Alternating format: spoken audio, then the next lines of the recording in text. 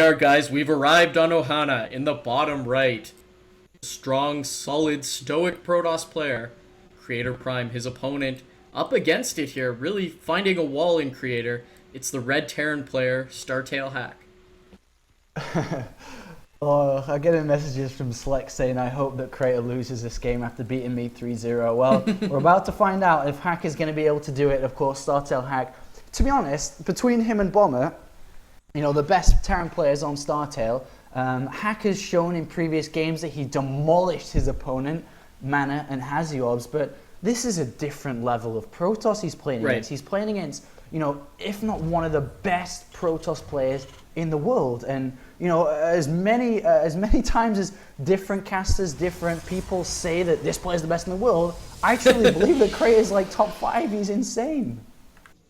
Yeah, I mean, I really like watching players like Creator. It's just a personal note, but I like the players that are solid enough that they can do the same builder over and over, and they've played it so many times. They've been through every combination, every permutation. They know, if you do this, I do that. And, you know, Creator scouted that expansion. He didn't freak out. He didn't take all his units and A-move over. He just played it solid and ended up taking a dominant win there in game number 1, and I just love watching that. All right, so what is, I mean, I think in this game, to be honest, I don't think Hack's going to resort to desperate measures yet.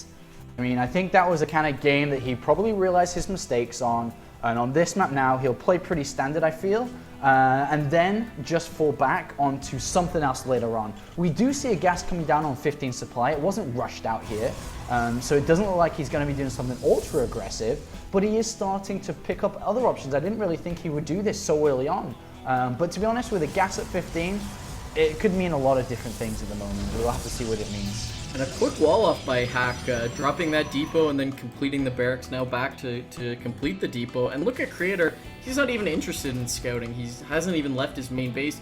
He's got this Zealot rallied out, but not going to be scouting with a probe. He's just, you know, playing the Creator style.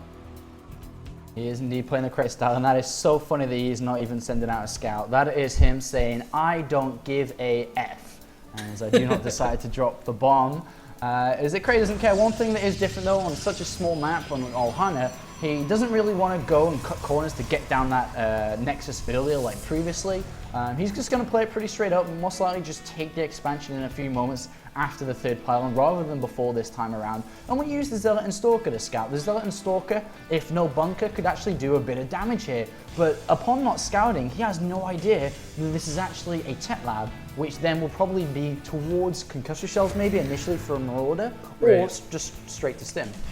Yeah, we'll have to see. He's got enough resources for both, and there we go, concussor shells and the Marauder coming out, and this may be time to try to catch the Zealot and Stalker coming up, but Stalker not going to be joining the Zealot.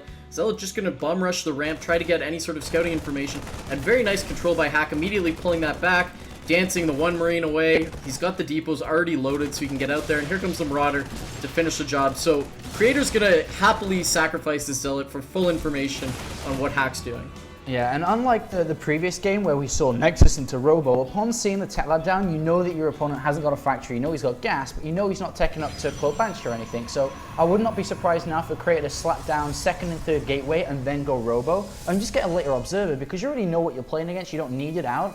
And one thing to know, if that does happen, once the robotics facility does come down, CreatorPrime is not a player who is afraid of spending that money, or more money, should I say, on an Immortal. You pointed it out previously.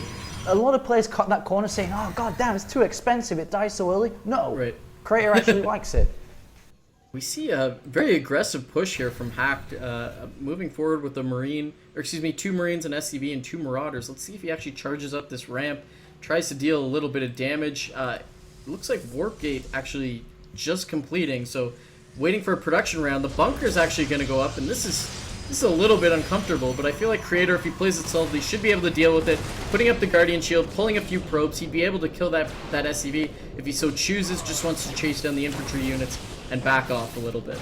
Yeah, super easy defense there, and can always just keep probes with his army just for a little bit, and he hasn't really lost anything either. Has to be careful not to lose the Sentry and Stalkers, though. May need to pull probes one more time just to deal with this, and he does lose the Sentry there, Chill.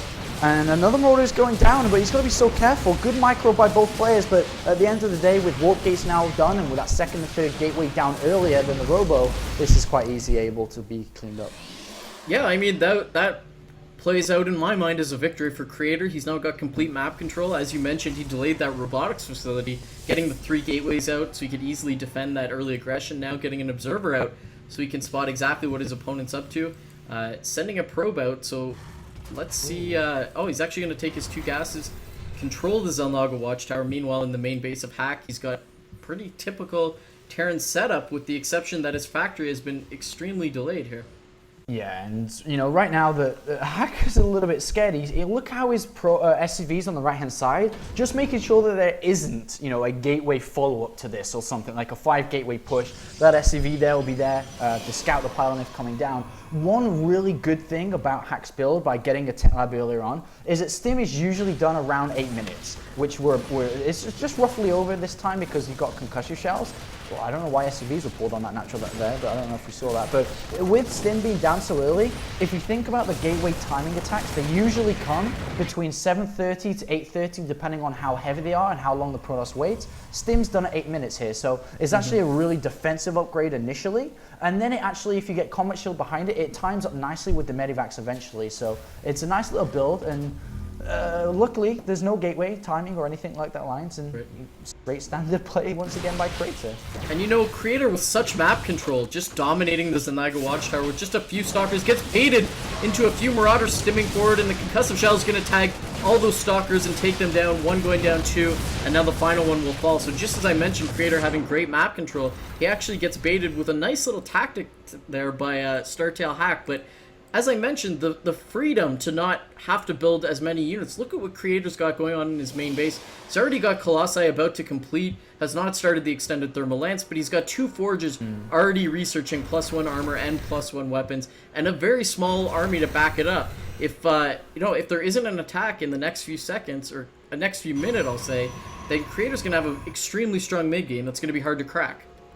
He will indeed. Randomly, somehow an SCV got into the main base of Creator, seeing the double forge here, so it looks like Hack pretty much knows what's going on and does have a third base coming down. Has to be very careful though. He doesn't know exactly about the Colossus, but just by the patterns of how Creator usually plays, can guess that it's there, and will need to start Viking production after a couple of medivacs. With the starport just down, of course, needs to do that. And another observer's there, but look how defensive Creator's playing, so tight, and Marines are going to stim up, a great flank here. The Colossus under threat, but is it even going to go down? It finally gets tagged, and there's units flooding in from all angles, but CreatorPrime able to isolate them. Looks like he's going to lose a few key units in the form of, I thought he was going to lose that sentry, but no, it stays alive. You know, Hack is donating units yet again here in game number 2. He did it in the early game, he did it now in the mid game. I like that he's trying to take this on, take the advantage on the economic front by trying to take top right. But I mean, he delayed the starport production for so long. He's barely getting medevacs out now, and that's going to delay Viking production. So I mean, living against any sort of counterattack is going to be a little bit difficult here in the mid game for Hack. That was a pretty nice snipe though, of like 2 or 3 sentries and a Colossus, considering how gas intensive and how greedy Creator's build is. You know, he needs like every bit of gas he can get if he wants Zealot Charge, if he wants Blink, if he wants 2-2. And that's a really nice snipe from him. It slows Creator down quite a bit in terms of his overall plan. Meanwhile, of course, that the Vikings are delayed here, but 2 medivacs are out. There is an observer, you know, spotting the movement of the army from the natural. So that's going to give Creator a good indication of, or 2 observers should I say, of the movement of the army. Where are the drops going to come from? Where is the army situated? Because right now Creator isn't a player to move out at any time soon. He will sit now very tightly defensive. And because of that early Colossus snipe here, Chill, he's only on 1 Colossus, he's not on 2. So if we were to see a timing attack again before Storm is ready, which Hack is well known for, it's going to hit harder just because of that damage that was dealt earlier. Right, and we saw Hack scanning at his third base to try to take out the Observer. After taking it out, he thought he was safe to drop, but unfortunately he flew past Observer number 1. We can see Creator is really ready for this drop. He's got Zealots and Stalkers sprinkled throughout his main base, trying to wait for these medevacs to come in. But meanwhile, Hack trying to do a 2-pronged attack, but that's also spotted by Observers. Creator just being so active with all his scouting units, and here come the medevacs trying to drop into the main base, but Creator, so ready for it, is going to take out one medevac and then isolate the remaining units that are just left behind. Meanwhile, the fight at the third, looks like the Colossus is actually going to get sniped by Vikings. He's trying to retreat it while the sentry goes to work, but no, it's actually going to get sniped with the last shot of the Vikings. So yet again, another Colossus going down for Creator.